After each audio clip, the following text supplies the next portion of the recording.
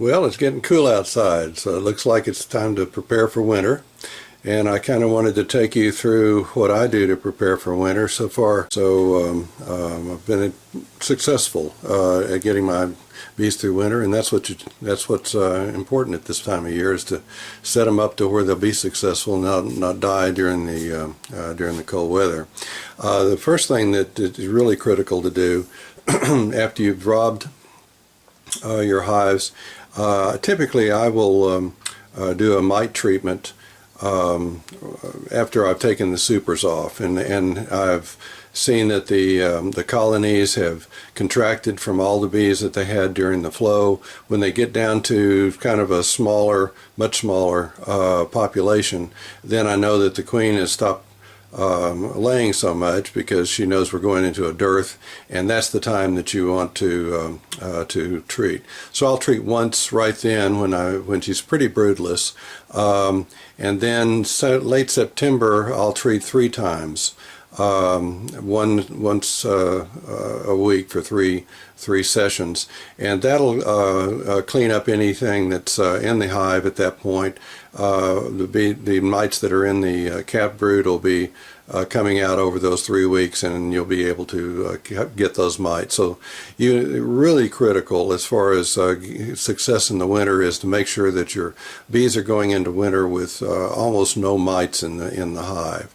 That's the big killer for bees in the winter is the mite load. So you don't want to have any kind of mite load at all, as much as you can, going into winter. Now I'm showing you this ProVap. I bought that a few years ago, and it was costly. It was about $500 then. I just saw it on eBay, and there's somebody selling new for $390. Even though that's kind of high, the truth is that it's a critical piece of equipment. Those wands and those other things, if you have several hives especially, are just too onerous to use. And I don't like the foggers. I'm concerned that the vapor that comes out of a fogger is just the vapor from the alcohol, and not it doesn't have enough heat to melt and vaporize the crystals. So I like this ProVap. I think most of the big commercial guys, this is all they use anymore. It's very quick. I can go through my 19 hives in 45 minutes or so. And so since it's so quick and so easy, you don't mind with this system to treat your bees quite often. And so what I do is I treat once after the flow, when the colony is contracted. I treat 3 times in September to get them ready for winter, and then I'll treat one more time around Christmas, New Year's, when it's really cold outside and there's probably no brood in the hive at that point. It's just a cluster, and I'll treat one that point to go into spring pretty well mite free. That's what I call my winter cleanup. Now, as far as the getting your hives ready after you've done your mite treatments, I like to set up my hives to where robbing isn't going to occur. And it's easy to do at that point, because you're going to have a lot of dearths between the honey flow in July or so and the spring honey flow. You're going to have some dearths in there that robbing can really get to be a problem. I have completely eliminated robbing in my bee yard. I never see it anymore, and that's because instead of entrance reducers, which I've used for decades, I use robber screens. And you can make them. I've made them. They have several designs online, and truthfully, I don't really care for these, even though I've made a bunch of them. I buy because these are much lighter, and I have so many hives that they're really kind of elegant in the sense of their function. These are made by Bee Smart. Now, the problem with Bee Smart screens is this is the screen that they have, and the bees will propolize those holes. And what I typically find after I've let them on a while is they've propolized all those holes, and they aren't getting the ventilation in. The benefit of a robber screen over an entrance reducer, number one, is you eliminate the robbing rather than just reduce it. They just aren't going to rob anymore. You aren't going to have any robbing in your hives if you put these on all your hives, which I do. Even the strong hives, I'll put these on. And the robber screen provides, because what I do after I've taken, I cut this part out, and because the propolising is too hard to. I used to use pressure washers and clean them out, but I don't fool with that anymore. I just cut this out. I put 1/8" hardware cloth and some 4-inch zip ties. Leave a few holes around the edge so you can move your zip ties through there, and this provides very good ventilation, which you do need both in the winter and in the summer. And you're going to have some warm days before the honey flow, you want to have those hives well vented at that point. So this 1/8" this 1/8" hardware cloth provides the ventilation for you. It's very easy to put on. I'll move through my hives pretty quickly, and I'll show you. I use a Dremel screwdriver. I put 3 screws in these screens. I put one at the top. As you can see, there's little 1/2" screws. One on each side, one there, and one there. You put this over your entrance, and then you can take your Dremel and you can put them on the hives within seconds. I keep them on all my hives until the honey flow. That just eliminates any robbing, and it makes things easy and safe. As far as the other issues and getting them through the winter, of course, feeding is critical. And I used to use the 2-to-1 syrup and all that. I've lost some hives because of the moisture that 2-to-1 syrups put in the hive, and so I've eliminated syrup feeding pretty much totally. I like candy boards. Candy boards will ensure that they don't get any starvation going on in the hive, and also they absorb the moisture. That's a critical issue. In fact, that kills more bees than starvation, is moisture in the hive during the winter, because when they ingest the honey, the moisture that comes off the ingestion of the honey accumulates in the hive. And when they used to live in trees, it wasn't a problem. But now that they live in boxes, that moisture rises to the top of the hive, that warm, moist air. It hits that cold top, condenses, and then that cold water falls down on the cluster and kills your bees. There's a Russian beekeeper, I can't remember his name. He's posted a lot on YouTube, and he lost all his hives, every one of them, due to trying to feed him syrup during the winter and having the moisture kill out his bees as it dropped down on him and destroyed the clusters. So candy boards eliminate that. Now there's a candy board that I've been making for some years, and you can see Weller Bee Supply. Weller has a video on how to make the candy board, and I use his technique, and except for one thing. Now the way I make a candy, I make these rather than buy them. You can buy them from him, and his I'll put that link on the video so you can look at his video of how to put the candy board together and make the sugar. I usually use 15 pounds, and about 2 3/4 cup of water seems to be about the right mixture for the candy that goes in here. And the way I make these boards, I get these 1x3s at Home Depot.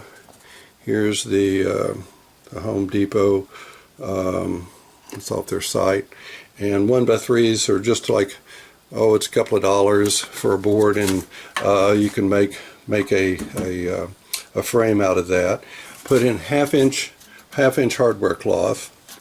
I also like to do something that he didn't do, but I like to have a wooden frame on the bottom so that wood sets on wood here instead of on screen. And I make these out of paint sticks, those 5-gallon paint sticks that come that you can get at Home Depot in the paint department. They're very clear and very strong 1/4-inch wood, and so I fashion these frames that I use under the hardware cloth out of paint sticks. So this is my candy board. And the other thing I do that Weller doesn't do, he says he tried newspaper under the sugar years ago, and what happens, of course, is as the sugar gets moist from the moisture coming up from the hive, it sticks to it gets in the newspaper, sticks to the sugar, and then you have a big mess at the end. When you try to get the newspaper off the sugar, you almost can't do it. Well, I still like the idea of putting something between the sugar and the bees, because if some people have had some serious problems with the sugar granulating and then falling down on the cluster, and so what I do is I use parchment paper, and parchment paper, fortunately, comes in 16-inch wide rolls, which is the exact width of your hive. So you just roll it out to the length, which is about 20 inches, and then I cut holes in each corner. I put the blocks over the holes in each corner, and then I fill my candy board up with 15 pounds of sugar. As I said, about 15 pounds to about 2 3/4 cups of water seems to be about the right consistency. 15 pounds of sugar in here. Spread it out, get it smooth. One thing you don't want to do is have your sugar too dry, because if your sugar's too dry, the granules haven't been dissolved enough, and the bees, a lot of times, if they haven't been feeding off of it, will see that sugar, the sugar granules, as trash, and they'll carry the sugar out of the hive. Well, you want that staying in there, so either make sure that your consistency of your sugar that she's put in here is wet enough to where the granules are stuck into a smooth formation, or you might, if you do find that your sugar's a little dry, might take a spray and spray down those granules so that they stick and form a crust, so the bees don't think it's trash and then just empty all the sugar out of your hive. This the other thing I don't do that Weller does is I don't put holes in the vent holes in the candy board. And I've done that before. However, the problem with that is that it's not really that big a problem, but I'd rather not have it, is that the bees on the outside smell that sugar in there, and will stack up in front of that hole. Now, you put 1/8-inch hardware cloth, staple one on the inside so they can't get in there and start robbing, but why even start that? I'm going to ventilate it another way anyway, so I just keep the walls of my candy board solid, and that eliminates any robbing ideas that could be generated by holes in here, and they can smell that sugar and then they try to see if they can get in. Okay, so once you've got your candy board on your hive, then what I'd put on top of this, get some of this out of the way,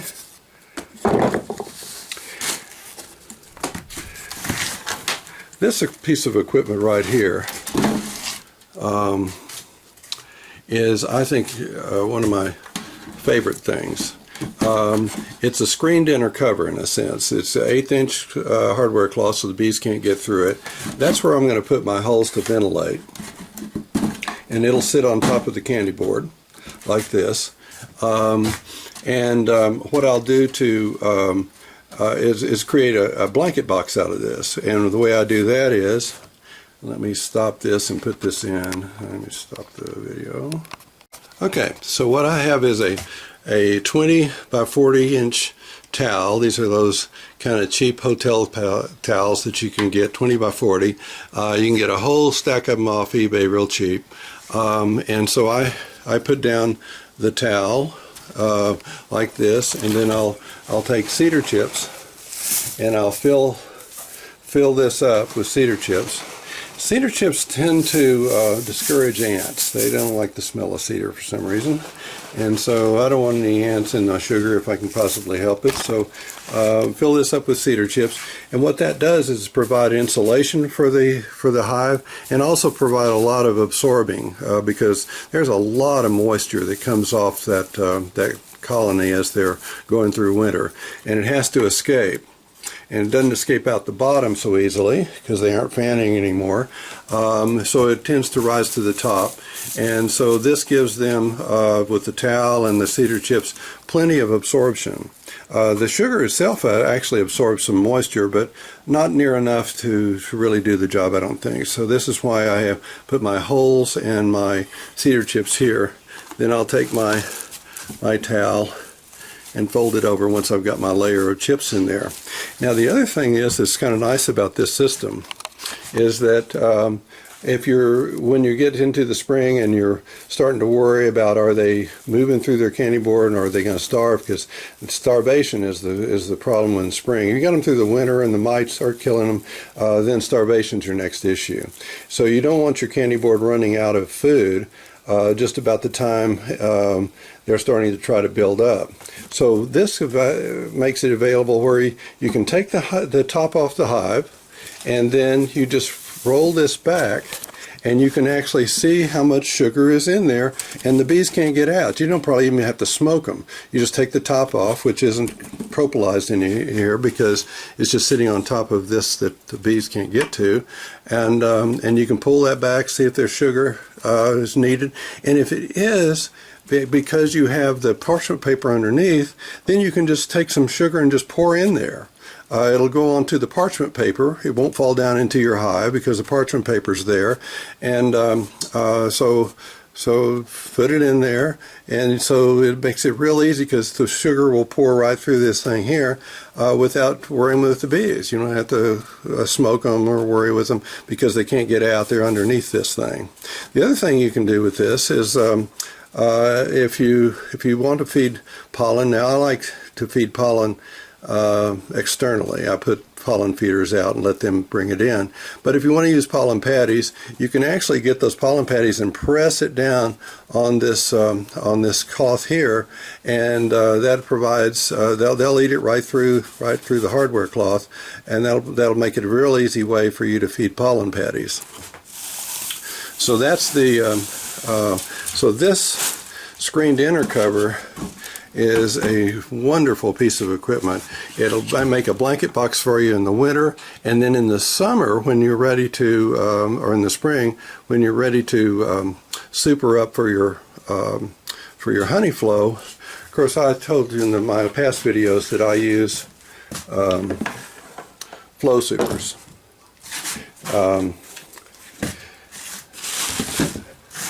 Don't let anyone tell you. I know how many negative comments there are, just huge amount of negativity about flow on the Facebook and such as that.